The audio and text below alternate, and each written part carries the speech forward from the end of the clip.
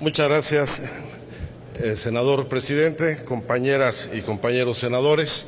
Como bien lo ha señalado el senador José Yunes, presidente de la Comisión de Hacienda de este Senado, tras un debate que hemos tenido sobre este tema, no ahora, sino a lo largo de varios años, desde la creación de la propia ley que genera la posibilidad de establecer contratos de asociación pública-privada en nuestro país, hemos venido debatiendo sobre la naturaleza, los alcances y lo que ha significado la generación de esta figura en lo que es tanto el desempeño de la función pública como el desarrollo de la infraestructura en el país y, lamentablemente, el fortalecimiento de muchas empresas en demérito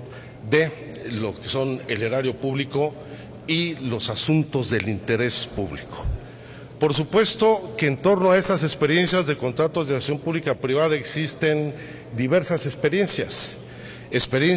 que han sido exitosas y que han tenido resultados favorables al interés público, incrementando la infraestructura y el patrimonio público de distintas entidades.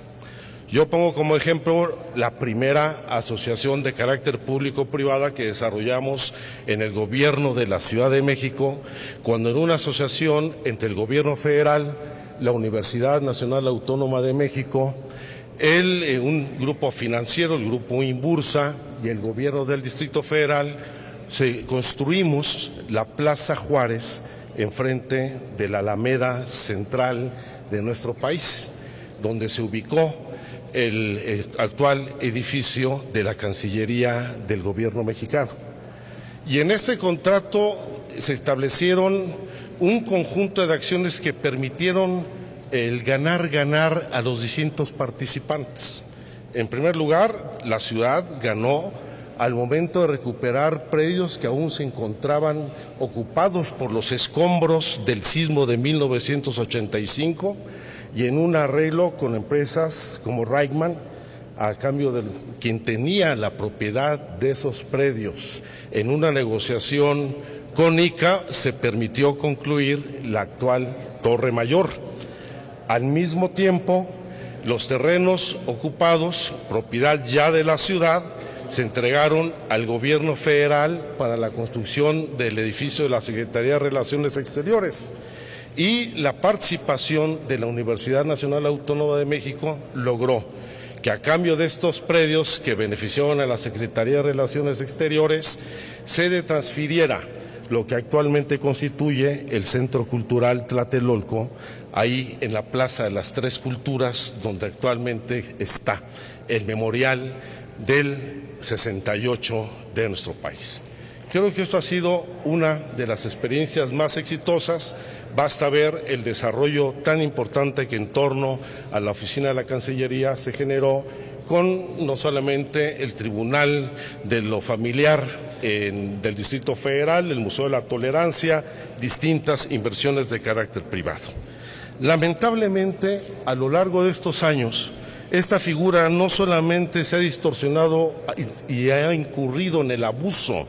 en demérito del patrimonio y de los bienes y el erario público en nuestro país, ya que este tipo de asociaciones ha representado hasta ahora una subordinación del interés público al interés privado, y al mismo tiempo se mantiene una enorme opacidad en el desarrollo de este tipo de contratos. Muchos de quienes instrumentan este tipo de asociaciones lo conciben no como un instrumento para fortalecer los bienes públicos, el interés público, sino como continuidad del proceso de privatización, y de esta forma se han venido delegando al sector privado funciones sustantivas que corresponden en el ámbito de gobierno en materia de educación, de salud, de seguridad pública, entre otros factores, a lo que se adiciona lamentablemente la existencia de intermediarios financieros que han incrementado de manera significativa el costo del desarrollo de infraestructura. Así se han generado carreteras, hospitales, escuelas, prisiones, se han edificado construcciones de gobierno, pero lamentablemente hay evidencias sumamente negativas a las cuales quiero referirme. Voy a poner un ejemplo muy concreto, o dos ejemplos muy concretos. Uno de ellos es la construcción del Hospital de Especialidades en el municipio de Zumpango, en el Estado de México. Un hospital para atender fundamentalmente quemaduras por la naturaleza de las actividades económicas en el manejo de pólvora que se realiza en esta región del Estado de México y que se construyó para atender 28 especialidades a 48 pacientes de manera simultánea y que cuenta con 124 camas sensables. En contraparte, este hospital se construyó en el 2009. En el 2006, el gobierno del Distrito Federal construyó un hospital de especialidades con mayor capacidad, tanto en la prestación de servicios, es el Hospital Enrique Cabrera en la delegación Álvaro Obregón, que cuenta con una capacidad de 120 camas sensables y 74 no sensables, en donde la diferencia de los costos de construcción es realmente ofensiva para nuestro país. En el caso específico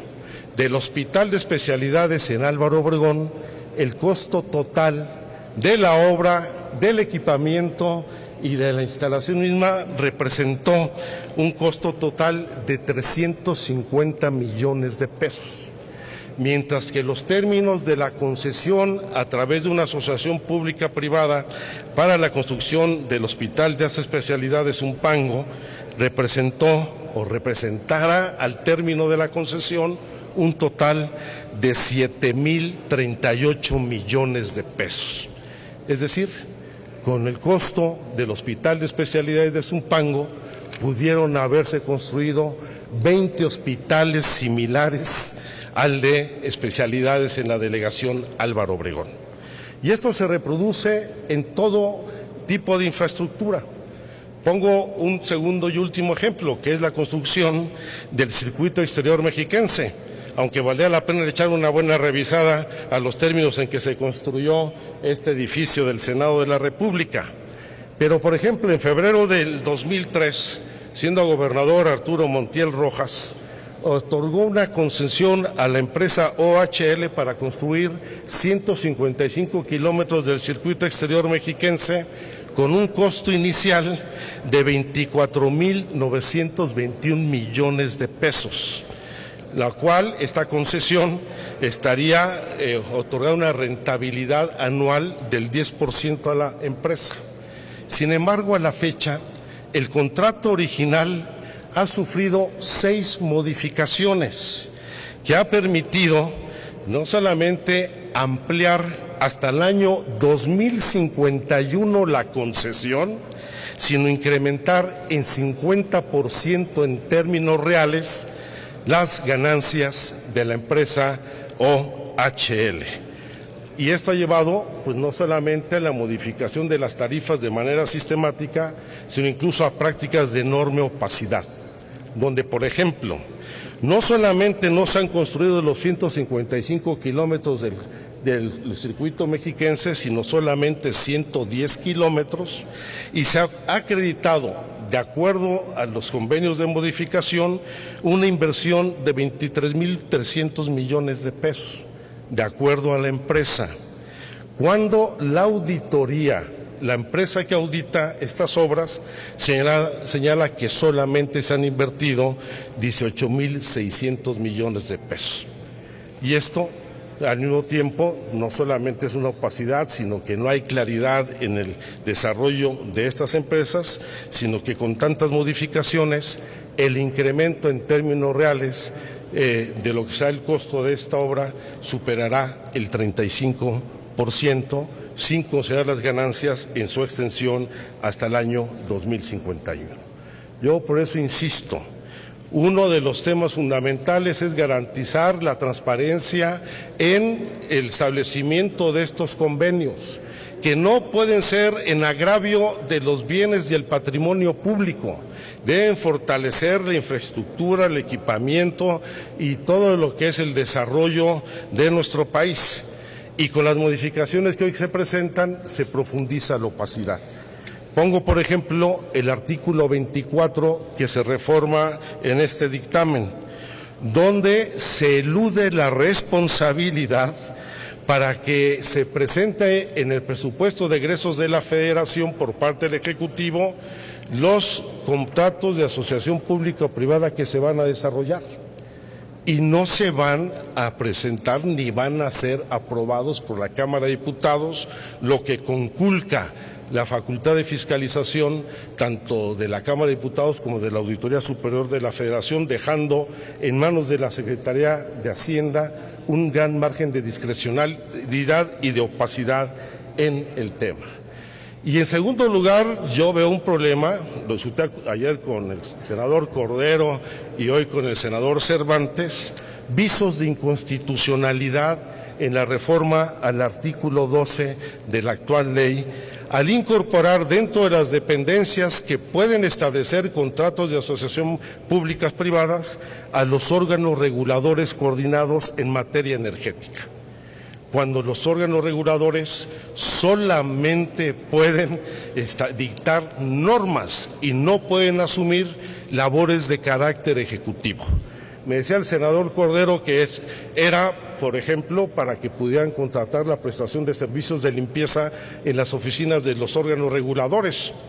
Bueno, pues para eso existe la contratación de empresas. Ese mismo Senado contrata a Fonatur para prestar los servicios de limpieza sin necesidad de llegar a un contrato de asociación público-privada, o que era para construir un edificio propio, una asociación para construir su propia infraestructura. Con eso basta realizar un contrato con cualquier empresa, una licitación pública. El problema es que el margen que abre esta reforma a que los órganos reguladores puedan establecer contratos de asociación en las materias en las cuales solo puede regular, ellos mismos otorguen concesiones y otorguen contratos. Este es un tema que estamos revisando y con toda seguridad cuestionaremos ante la Corte. La votación en la Comisión de Estudios Legislativos segunda fue mayoritaria, efectivamente 2-1, como señaló el senador Yunes, con quien siempre tenemos una relación muy franca, abierta de trabajo, reconociendo nuestras diferencias, y espero que este tema que tanta controversia ha generado, si no lo resolvemos aquí, pues lo resolveremos en la Corte. Por su atención, muchísimas gracias.